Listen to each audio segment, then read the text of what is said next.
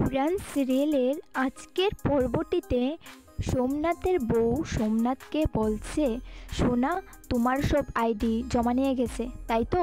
সোমনাথ বলছে, হ্যাঁ জমা নিয়ে গেছে। তখন মহারাজ বলছে, ও ওগুলি অফিস জমা নিয়ে গেছে বাবা, ওগুলি অফিস জমা নিয়ে, আচ্ছা ঠিক আছে ওগুলো অফিস জমা নিয়ে গেছে। আচ্ছা তুই একটা কাজ কর, তুই প্রিক স্লিপটা দে। আরে বাবা, সেগুলো তো তোর কাছেই থাকবে। শোন, আমি দেখতে চাই সোমনাথ মুখার্জির পকেটটা কত বড়। অপরদিকে আরেকজন বলছে, এখানে সবার সামনে সবটা দেখতে চাই। মহারাজ বলছে, হ্যাঁ দেখা, দাঁড়িয়ে আছিস, যা নিয়ে আয়। মহারাজের বাবা সোমনাথকে বলছে, ছি সোমনাথ, ছি, তুই এতদিন ধরে আমাদের মিথ্যে কথা বলে গেলি। না না, তোর মা সত্যিটা বুঝতে না পারলেও আমি কিন্তু তোর আসল সত্যিটা বুঝে গেছি। কিরে, কতগুলি সিনেমা দেখলি এ করে করে? 1000টা তো হবে তাই না? তখনই সোমনাথের মা পূর্ণিমা বলছে, চুপ করো না তুমি, তোমরা সবাই চুপ করো, এইভাবে ছেলেটার সঙ্গে কথা বলো না গো।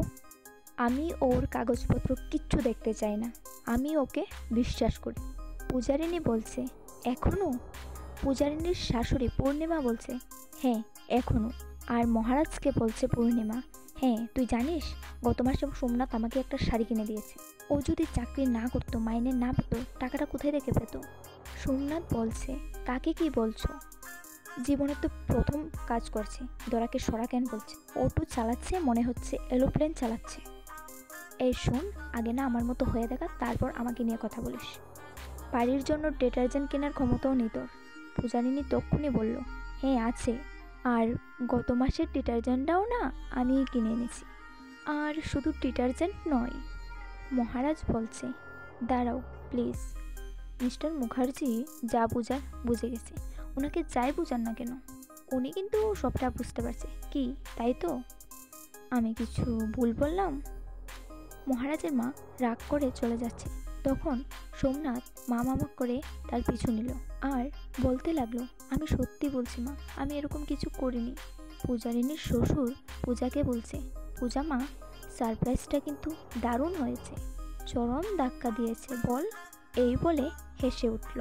পূজারিনী বলছে, হে বাবা, এখন থেকে না এরকম সারপ্রাইজ পরপর আসতেই থাকবে, একে একে সবার ভান্ডায় ফুটবে।